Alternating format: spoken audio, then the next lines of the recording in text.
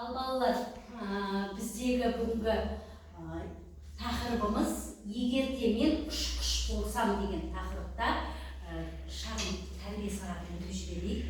Яғни бұл ұшқыш болу дегеннің өзі бұл арнайы авиациялық училищеде, академияларда айналады.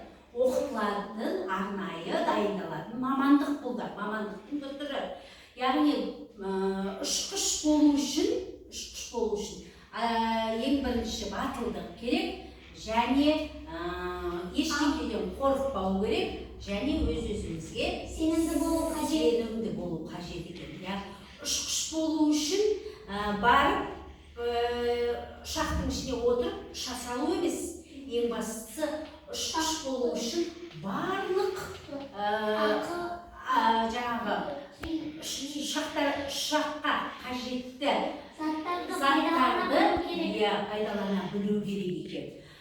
Сонымен қатар біздерде ұшқыштар Ұлы Отан соғысы кезінде өзінің ерлігімен, қаһармандығымен көзге түскен біздегі апамыз, яғни Хиуаз Доспанова. Және тағы бір сол Ұлы Отан соғысы кезіндегі ұшқыштардың бірі Талғат Бигелдинов аталары болып келеді.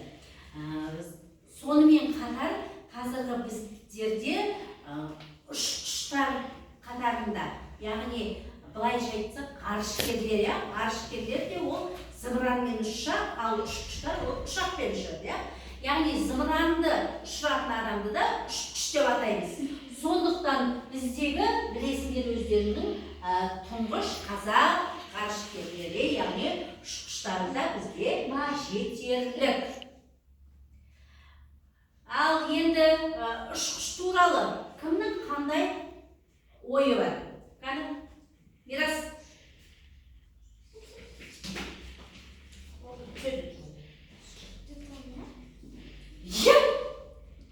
Айтсай бұл! Талғат Бигелдинов аэроклубында тамаша тәжірибеден өтіп, ұстаздарының көзіне түседі. Талғат Саратовтағы әскери авиацияны мектебіне оқуға жібереді. Ондағы қатаң сұрапылдаудан оты бар жігіт аман-есен өтеді. Саратовтағы ұшқыштар мектебін 2 жыл оқып, сержант шенімен бірге бітіреді. Чкаловтағы бомбалаушы мен ұшқыштар мектебін аяқтайды. 1970 жылға дейін азаматтық авиацияны басқарып, Алматы, Ақмол, Қарағанды, Қызылорда, Тараз сынынды басқарып, аэроклубында өлшеусіз үлес қосады.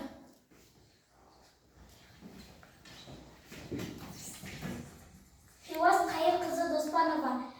Ол 1922 жылы 15-ші Грауис ауылында дүниеге келген. Қазіргі Атырау облысында дүниеге келген. Оның әкесі қайыршы балықшы болып жұмыс істейді. Оның анасы мектепте жұмыс істейді. Ол бала кезінен бастап ұшқыш болуға дайындалған.